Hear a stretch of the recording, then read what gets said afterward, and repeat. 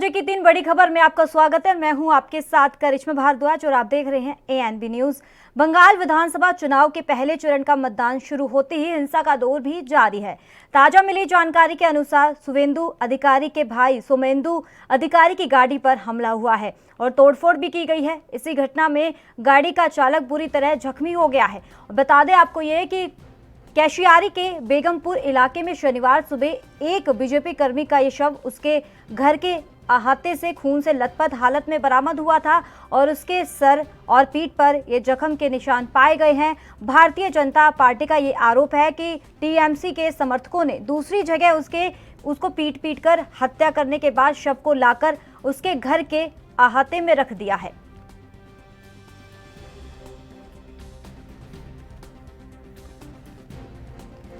तो आपको बता दें कि बंगाल विधानसभा चुनाव के पहले चरण का मतदान शुरू होते ही हिंसा का दौर लगातार जारी है और जब से विधानसभा चुनाव का ये दौर चला है, यानी कि आज ये लगातार वोटिंग हो रही है और मतदाताओं में काफी उत्साह भी देखने को मिल रहा है। तो इसी बीच बड़ी खबर आ रही है। जानकारी के अनुसार शुभेंदु अधिकारी के भाई सोमेंदु अधिकारी की गाड़ी पर हमला हुआ है, तोड़फोड़ की गई है और इसी घटना में गाड़ी का चालक बुरी तरह से घायल हो गया।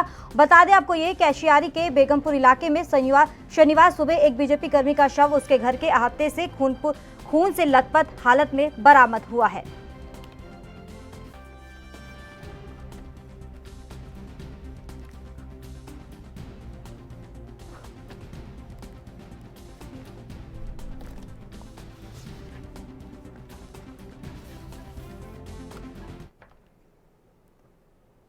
तो इस मुद्दे पर हमारे साथ चर्चा के लिए हमारे खास मेहमान जुड़ गए हैं टीएमसी नेता दयाशंकर सिंह। सर बहुत बहुत स्वागत है आपका एएनबी न्यूज पर। जी।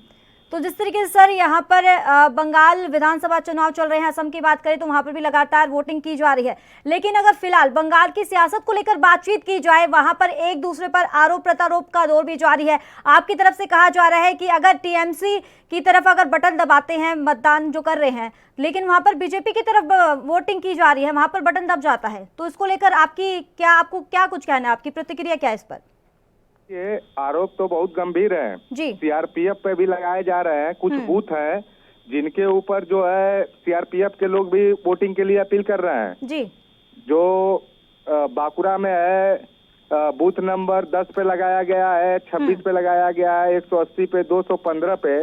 इसी तरह से काफी बूथ हैं, 12, 41 अलग अलग जिलों में, 5 जिले में 216, 250, 287, 67 इस तरह से करके काफी बूथ पे सीआरपीएफ के ऊपर भी आरोप लगा है। ये लोग जो है मतलब कि यहाँ पे कुछ ना कुछ जो है वोटरों को भ्रमित कर रहे हैं और वोट की अपील कर रहे हैं। और मशीन की बात आ रही है तो शिकायत किया गया है, चुनाव आयोग से शिकायत किया जा रहा है जी। और भाजपा का चाल चरित्र चेहरा अब तो उजागर हो चुका है। ये जान है हताशा और निराशा इनके हाथ लगी है और समझिए दीदी इतने बड़े चेहरे के रूप में उभर कर आ रही हैं में जो है देश की पीएम बनेंगी। 2024 में इन लोगों का सफाया, जिस तरह से बंगाल में इन लोगों का सफाया 0 सीट पाने वाले हैं, अब वो देश में भी यही स्थिति इनकी दीदी करेंगी।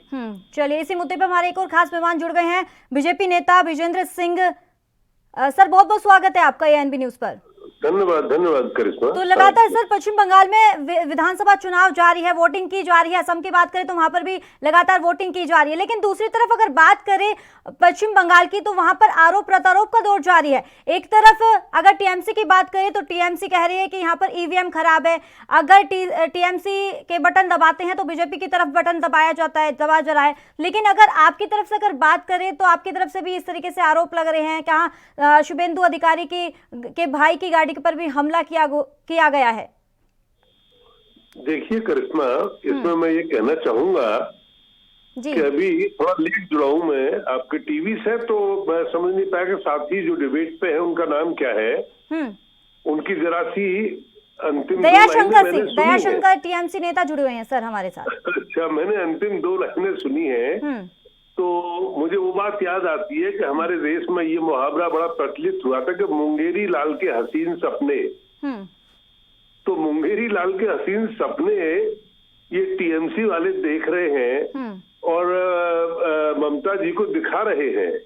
जिसको जमानत बचाने के लाले पड़े हैं उसका देश का प्रधानमंत्री बनने के बाद 2024 में बोल रहे हैं।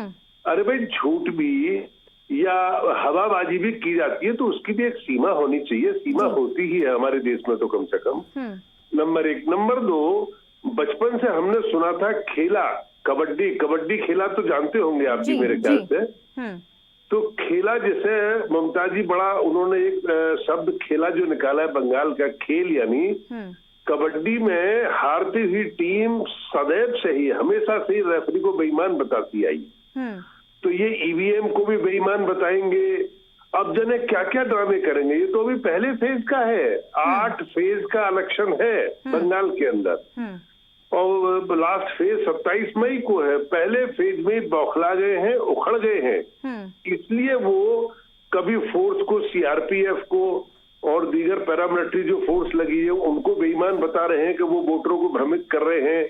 कभी कुछ तो ये बात सुन के पूरा देश ठीक से समझ गया है कि ममता बुरी तरह से हार रही है, टीएमसी हार रही है और बीजेपी बहुत भारी बहुमत से जीत रही है।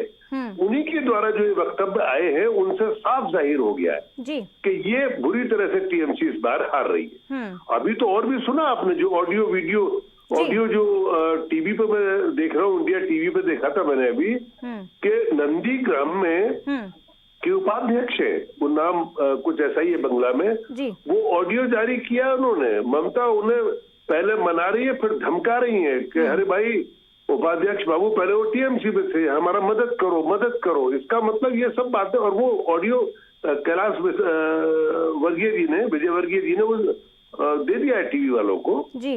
तो ये तो बस अब इनका ऐसी लड़ाई है कि इनको 5% भी वहां आना मुझे तो कठिन लगता है टीएमसी का। और बताए कोई प्रश्न जी।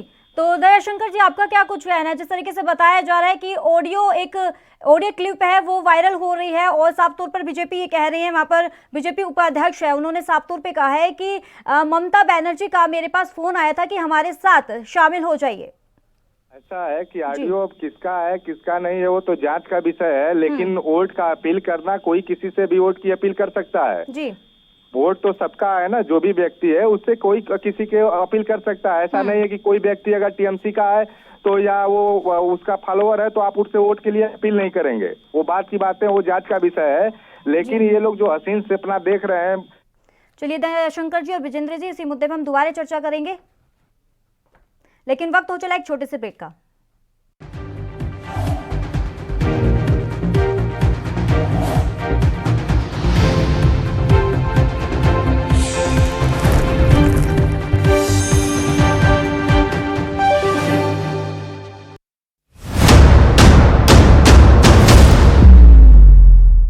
हक की बात दोपहर 12 बजे सिर्फ ANB न्यूज़ पर।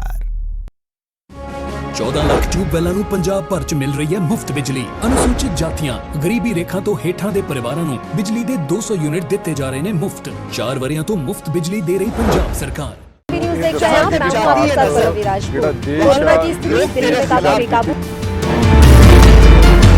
खबरनामा, खबर से असर तक, शाम 5 बजे सिर्फ ANB न्यूज़ पर।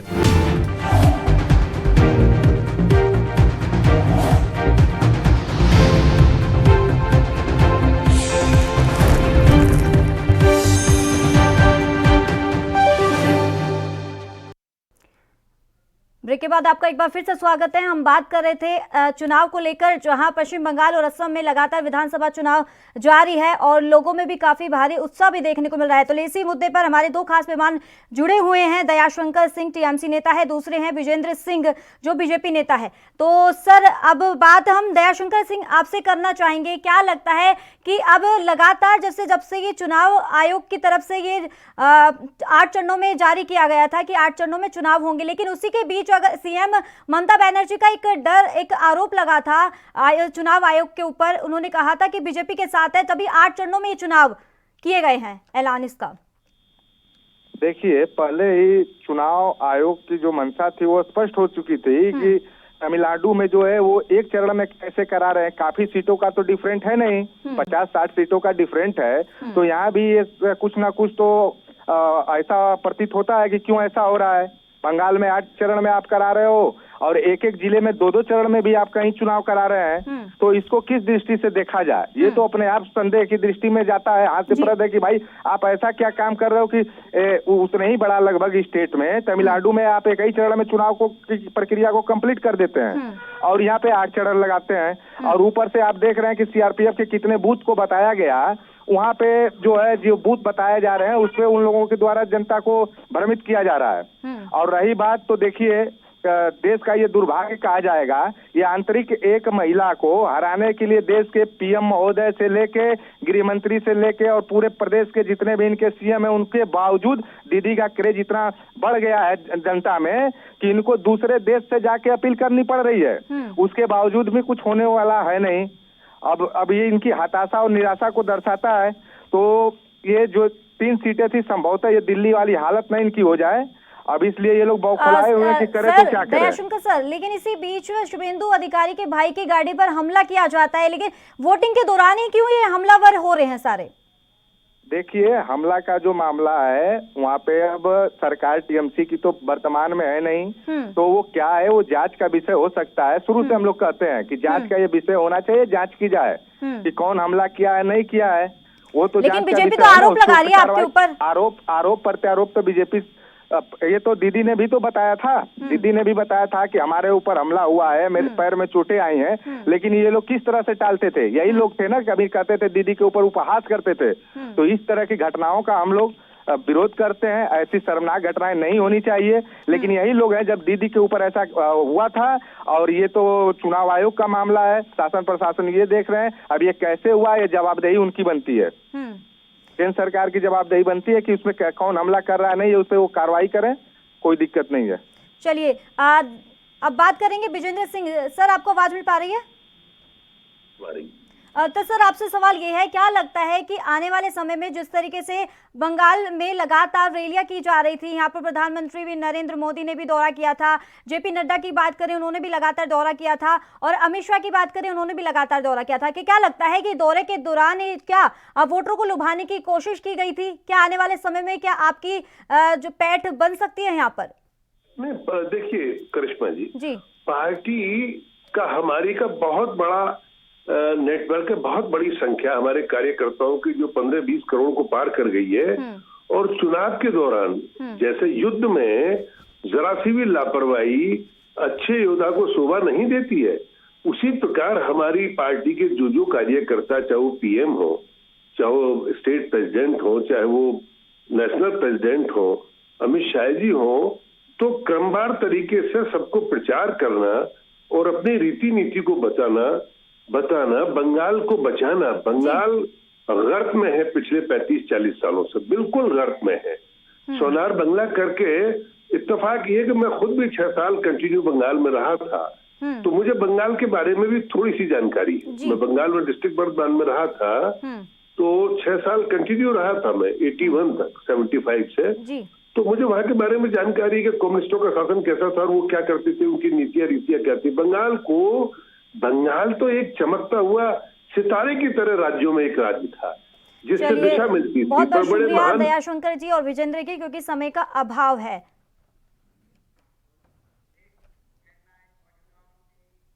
वक्त हो चला एक छोटे से ब्रेक का।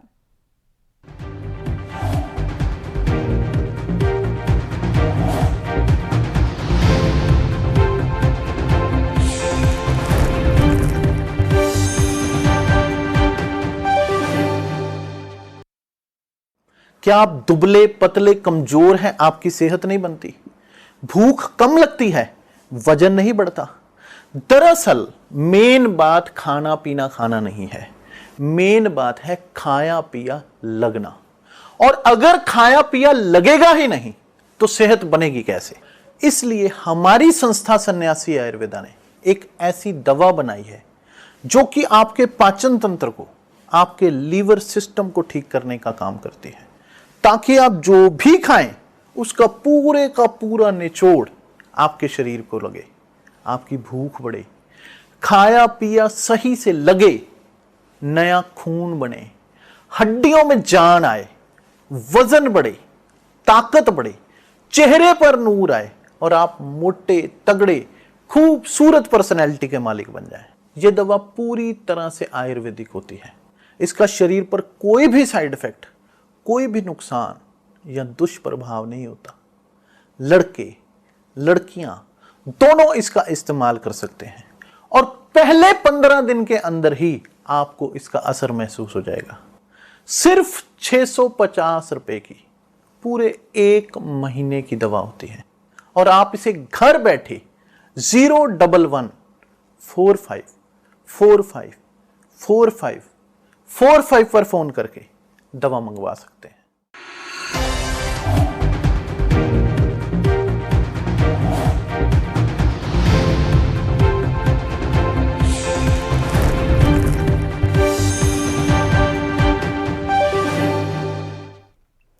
ब्रेक के बाद आपका एक बार फिर से स्वागत है। रुक कर लेते हैं अगली खबर का। प्रधानमंत्री नरेंद्र मोदी बांग्लादेश के दौरे पर हैं। पीएम मोदी आज ओराकांडी के मतुआ समुदाय के मंदिर पहुंचे हैं, जहां उन्होंने पूजा अर्चना की है। और आपको बता दें, ओराकांडी वो जगह है जहां मतुआ समुदाय के संस्थापक यानी कि हरीश चंद्र ठाकुर का जन्म हुआ था। पीएम मोदी ने ये कहा कि मैं कई सालों से इस मौके का इंतजार कर रहा था, इस अवसर का इंतजार कर रहा था और बांग्लादेश की 2015 की यात्रा के दौरान मैंने ओराकांडी आने की इच्छा जाहिर की थी और वो इच्छा आज पूरी हो गई है। पीएम मोदी ने यह भी कहा कि मुझे याद है कि पश्चिम बंगाल ठाकुर नगर में जब मैं गया था तो वो वहां पर मेरे माताओं और बहनों भाइयों ने मुझे परिवार के सदस्य की तरह प्यार किया था। विशेष तौर पर ये बोरो माँ का अपनव्त माँ की तरह उनका आशीर्वाद मेरे जीवन के अनमोल पल रहे हैं। और आपको बता दें, इसी दौरान पीएम मोदी ने यह भी कहा कि मैं बांग्लादेश के राष्ट्रीय पर्व पर भारत के आपके 130 करोड़ भाइयों और बहनों की तरफ से आपके लिए प्रेम और शुभकामनाएं लाया हूं। आप सभी को बांग्लादेश की आज़ादी के 50 साल पूरे होने पर ढेरों बधाई, हार्दिक शुभकामनाएं। और इसी बीच सबसे बड़ी बात तो ये है कि पीएम मोदी ने मतुआ समुदाय के मंदिर में ऐसे समय में पूजा अर्चना की है जब पश्चिम बंगाल में विधानसभा चुनाव के लिए आज पहले चरण का मतदान हो रहा है। और पश्चिम बंगाल में मतुआ समुदाय की आबादी करीब 2 करोड़ के हैं। और आपको ये भी बता दें, मतुआ समुदाय पश्चिम बंगाल चुनाव में वोटरों के लिहाज से काफी मायने रखता है।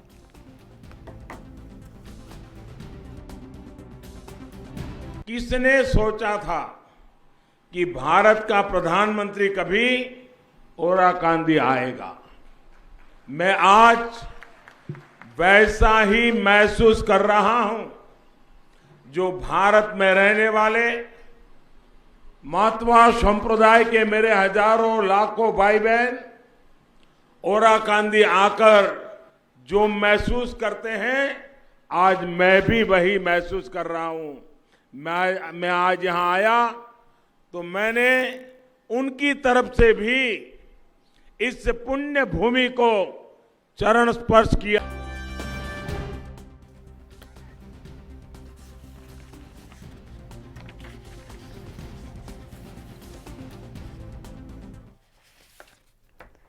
तो इस खबर पे तमाम जानकारी देने के लिए हमारे खास मेहमान जुड़ गए हैं, political expert Krishna Mohan sir. बहुत बहुत स्वागत है आपका एएनबी न्यूज पर। जी धन्यवाद करिश्मा।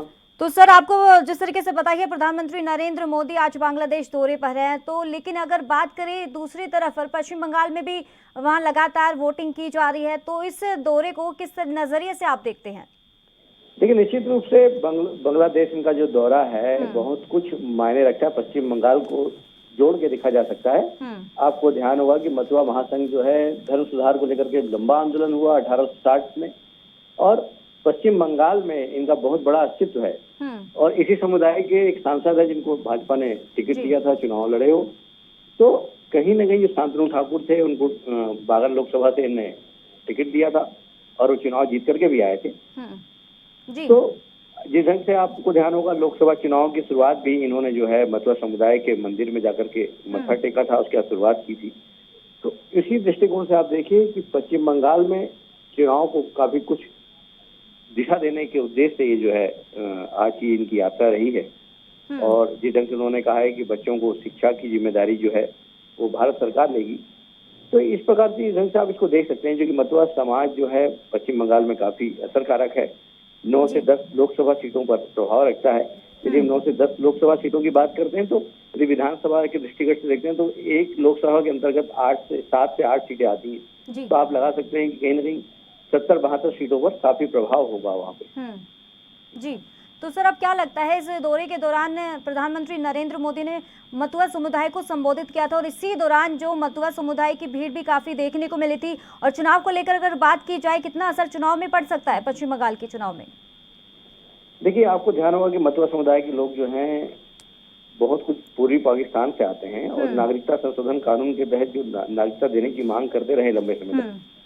2019 में जो है समुदाय के लोगों ने बीजेपी का साथ दिया था, लेकिन अभी जो है उनके जो सांसद, जो जैसा कि मैंने पहले आपको कहा कि मतुआ समुदाय के जो सांसद हैं शांतनु ठाकुर, वो सीए को लेकर के काफी नाराज हैं। उनकी नाराजगी है और भी हाल ही में ये नाराजगी अमित शाह के दौरे में देखने को मिली थी। वहीं दूसरी ओर जो ममता बनर्जी लगातार जो है इस समाज को साधने का प्रयास कर रही है। 25,000 शरणार्थियों के परिवारों को भूमि अधिकार प्रदान किया उन्होंने। साथ ही जो है मतुआ विकास बोर्ड जो है वहाँ पे पश्चिम बंगाल में काम करता है, तो उसको 10 करोड़ रुपए आवंटित किया हुआ है। तो कहीं न कहीं दोनों ही पक्ष जो है मतुआ समाज को साधने की दिशा में काम कर रहा है। अब तो देखना ये होगा कि कितना लाभ ले पाती है बीजेपी इस बात। बिल्कुल सर, क्योंकि 2 करोड़ की आबादी है, जिस तरीके से बताया जा रहा है मतुआ समुदाय की जो 2 करोड़ की आबादी है। इसी दौरान यहाँ पर प्रधानमंत्री ने कहा था यहाँ आने का जो मौका था मुझे आज मिला है, काफी सालों से मेरी आने की इच्छा थी। लेकिन क्या लगता है चुनाव के समय में यहाँ पर इन्होंने दौरा क्यों किया, किस नजरिए से आप देखेंगे? अब देखिए, निश्चित रूप से ये आपने जो बात कही, आपके प्रश्न में ही आपका जवाब दिखाई देता है, क्योंकि चुनाव है। 15 महीने से अभी प्रधानमंत्री की विदेश यात्रा नहीं हुई थी। लंबे समय से मांग थी, बांग्लादेश के प्रधानमंत्री ने उनको आमंत्रित किया था, वहाँ का बड़ा आयोजन चल रहा था और एक साथ 2 चीजें हो रही थी। एक तरफ तो हमारा शामिल होना भी हो रहा था, दूसरी तरफ राजनीतिक लाभ भी दिखाई दे रहा था। तो इसी दृष्टिकोण से देखा जाएगा बांग्लादेश की जो यात्रा है कहीं ना कहीं पश्चिम बंगाल के चुनाव में काफी असर छोड़ेगी। जी, चलिए बहुत बहुत शुक्रिया सर तमाम जानकारी देने के लिए, अहम चर्चा के लिए। तो रुक कर लेते हैं अगली खबर का। आगामी विधानसभा चुनाव को लेकर देश के सबसे बड़े सूबे उत्तर प्रदेश में सभी पार्टियां अपनी अपनी तैयारियों में जुट गई है और इसी कड़ी में यूपी के मुख्यमंत्री यानी कि योगी आदित्यनाथ लगातार प्रदेशवासियों को सौगात पर सौगात दिए जा रहे हैं।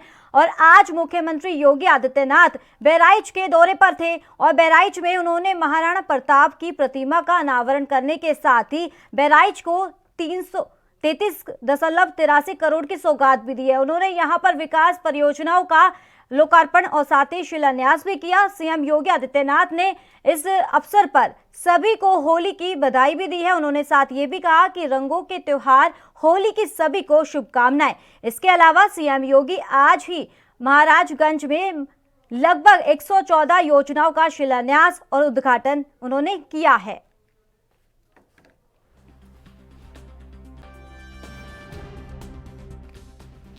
तो आगामी विधानसभा चुनाव को लेकर सभी पार्टियों ने अपनी कमर को पूरी तरीके से कस लिया है, तैयारियों में जुट गई हैं सभी पार्टियां। तो दूसरी तरफ यूपी वासियों को सीएम योगी एक के बाद एक नई नई सौगातें दे रहे हैं।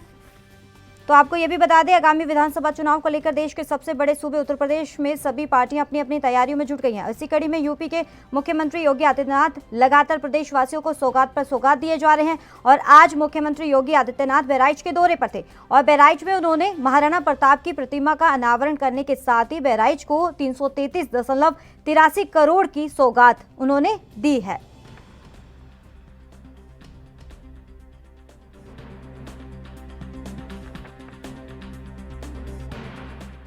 उन्होंने यहां पर विकास परियोजनाओं का लोकार्पण किया है, शिलान्यास भी किया है। सीएम योगी आदित्यनाथ ने इस अवसर पर सभी को होली की बधाई भी दी है। उन्होंने कहा कि रंगों के त्योहार होली की सभी को शुभकामनाएं। इसके अलावा सीएम योगी आज ही महाराजगंज में लगभग 114 योजनाओं का शिलान्यास और उद्घाटन उन्होंने किया है।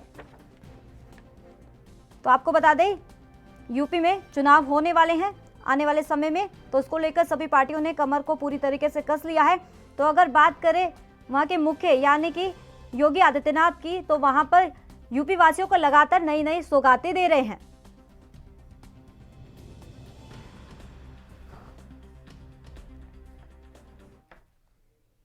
3 बजे की 3 बड़ी खबर में फिलहाल इतना ही। दीजिए इजाजत, नमस्कार।